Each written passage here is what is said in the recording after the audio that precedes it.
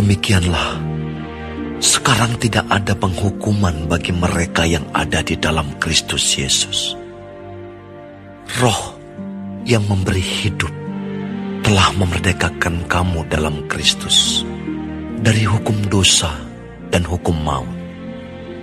Sebab apa yang tidak mungkin dilakukan hukum Taurat karena tak berdaya oleh daging, telah dilakukan oleh Allah dengan jalan mengutus anaknya sendiri dalam daging, yang serupa dengan daging yang dikuasai dosa karena dosa. Ia telah menjatuhkan hukuman atas dosa di dalam daging, supaya tuntutan hukum Taurat digenapi di dalam kita, yang tidak hidup menurut daging, tetapi menurut roh. Sebab mereka yang hidup menurut daging memikirkan hal-hal yang dari daging.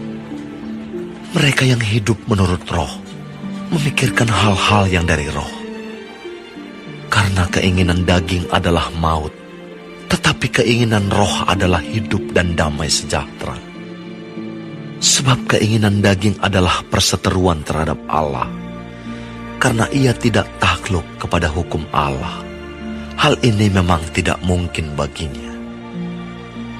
Mereka yang hidup dalam daging tidak mungkin berkenan kepada Allah. Tetapi kamu tidak hidup dalam daging, melainkan dalam roh, jika memang roh Allah diam di dalam kamu. Tetapi jika orang tidak memiliki roh Kristus, ia bukan milik Kristus. Tetapi jika Kristus ada di dalam kamu, maka tubuh memang mati karena dosa, tetapi roh adalah kehidupan oleh karena kebenaran. Dan jika roh Dia yang telah membangkitkan Yesus dari antara orang mati diam di dalam kamu, maka Ia yang telah membangkitkan Kristus Yesus dari antara orang mati akan menghidupkan juga tubuhmu yang fana itu oleh roh-Nya yang diam di dalam kamu. Jadi, saudara-saudara, kita adalah orang berhutang, tetapi bukan kepada daging, supaya hidup menurut daging. Sebab, jika kamu hidup menurut daging, kamu akan mati. Tetapi jika oleh roh, kamu mematikan perbuatan-perbuatan tubuhmu, kamu akan hidup. Semua orang yang dipimpin roh Allah adalah anak Allah. Sebab kamu tidak menerima roh perbudakan yang membuat kamu menjadi takut lagi. Tetapi kamu telah menerima roh yang menjadikan kamu anak Allah.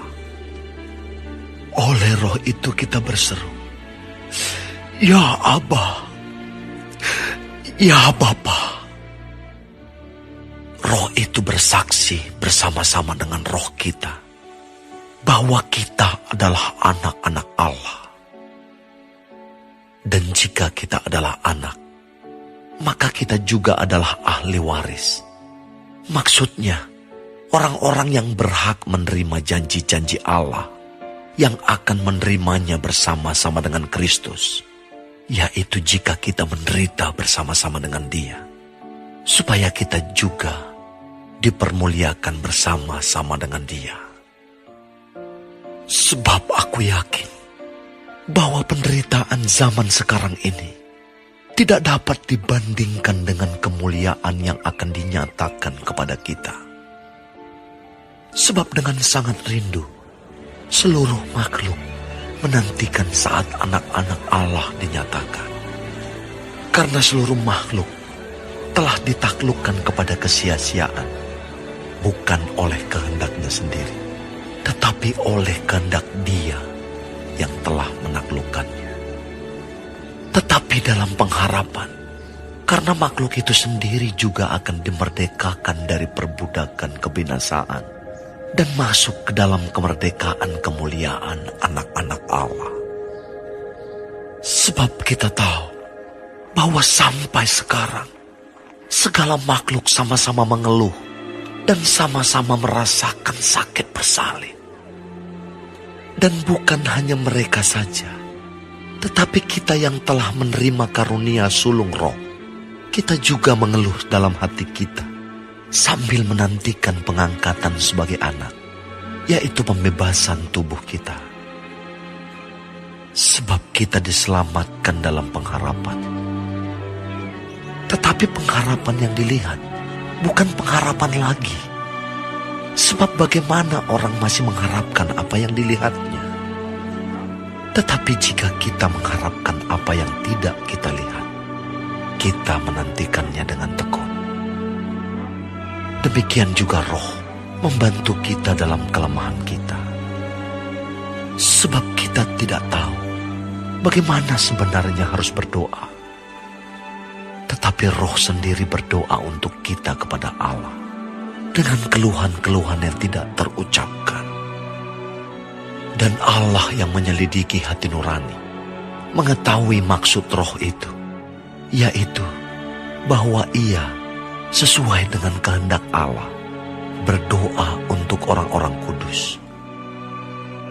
Kita tahu sekarang bahwa Allah turut bekerja dalam segala sesuatu untuk mendatangkan kebaikan bagi mereka yang mengasihi Dia, yaitu bagi mereka yang terpanggil sesuai dengan rencana Allah. Sebab semua orang yang dipilihnya dari semula, mereka juga ditentukannya dari semula untuk menjadi serupa dengan gambaran anaknya, supaya ia, anaknya itu, menjadi yang sulung di antara banyak saudara. Dan mereka yang ditentukannya dari semula, mereka itu juga dipanggilnya. Dan mereka yang dipanggilnya, mereka itu juga dibenarkannya. Dan mereka yang dibenarkannya, mereka itu juga dimuliakannya. Sebab itu, apakah yang akan kita katakan tentang semuanya itu? Jika Allah di pihak kita, siapakah yang akan melawan kita? Ia yang tidak menyayangkan anaknya sendiri, tetapi yang menyerahkannya bagi kita semua. Bagaimanakah mungkin ia tidak mengaruniakan segala sesuatu kepada kita bersama-sama dengan Dia?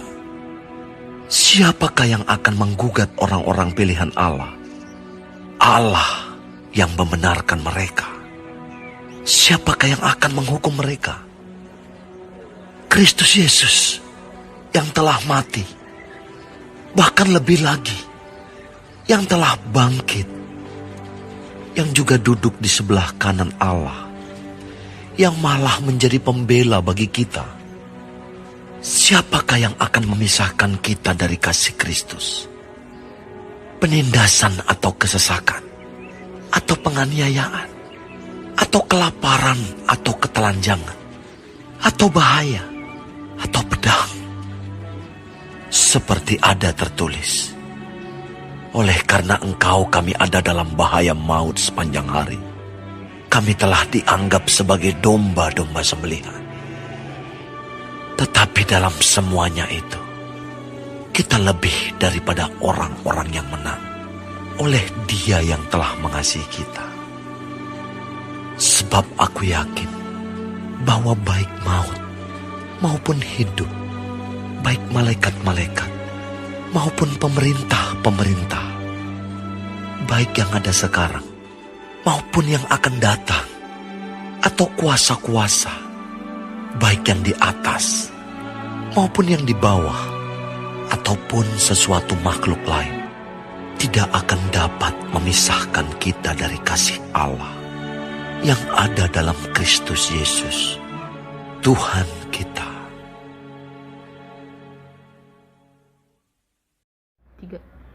Roma 8 ayat 1 sampai 39.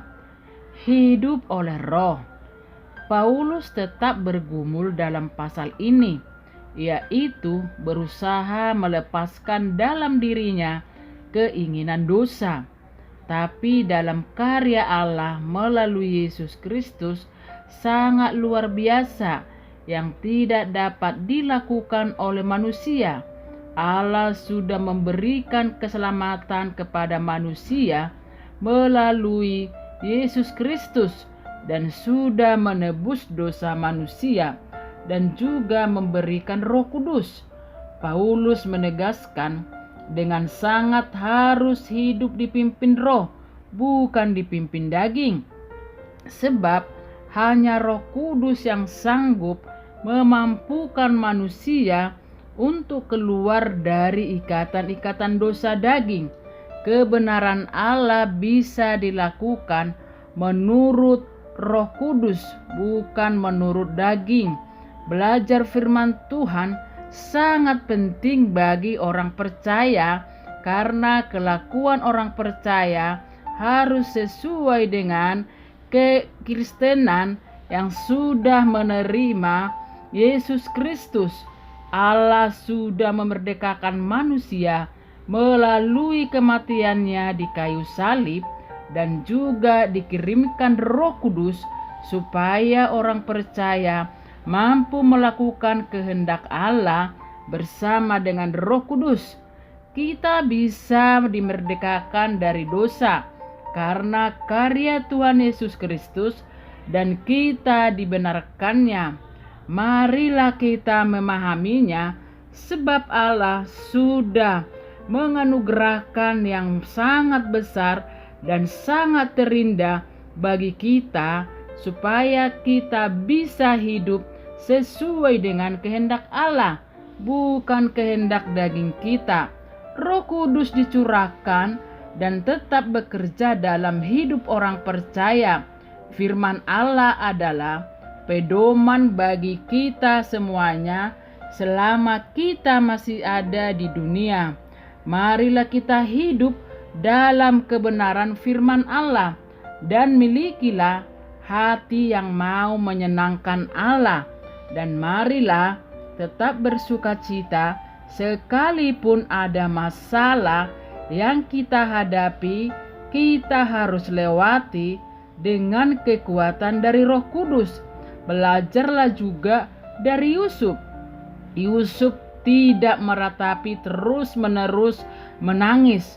Dia berusaha untuk tetap bersukacita dan minta pertolongan Roh Kudus, sehingga Yusuf bisa lebih daripada pemenang.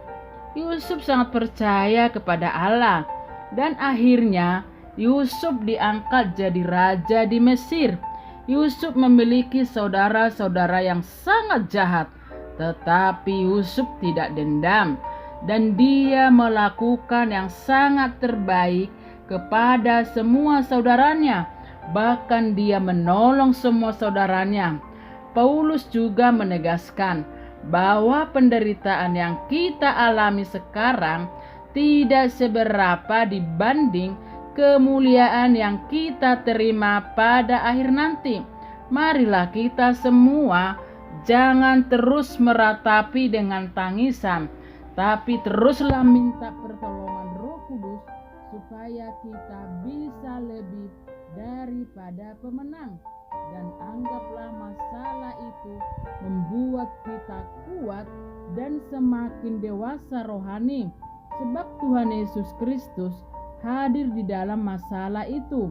Kuasa dan mujizatnya diberikannya kepada orang yang sungguh-sungguh percaya kepadanya. Orang yang sungguh-sungguh kepada Tuhan dengan orang yang tidak sungguh-sungguh tetap mengalami masalah, datang berbeda-beda. Tetapi orang yang sungguh-sungguh kepada Tuhan, imannya semakin kuat, tidak stres, tidak putus asa, dan tetap bersukacita. Paulus berkata, orang yang percaya tetap dalam iman keselamatan sekalipun dia dalam penderitaan. Hidup adalah harus berperang dalam segala persoalan, tapi Allah ada di pihak kita. Berperang melawan penguasa di udara. Pakailah semua senjata Allah, supaya firman Tuhan ini digenapi untuk hidup kita. Melawan peperangan roh, firman Tuhan berkata, Tuhan membela kita dan Dia di pihak kita. Sebab Allah sendirilah yang mengorbankan anaknya, Yesus Kristus, memberi kemenangan kepada kita semua. Paulus berkata, kita ada di pihak Tuhan. Tidak ada yang bisa memisahkan kita dari kasih Allah, sebab kita sudah diselamatkan oleh Yesus Kristus. Amin. Terima kasih. Tuhan Yesus memberkati.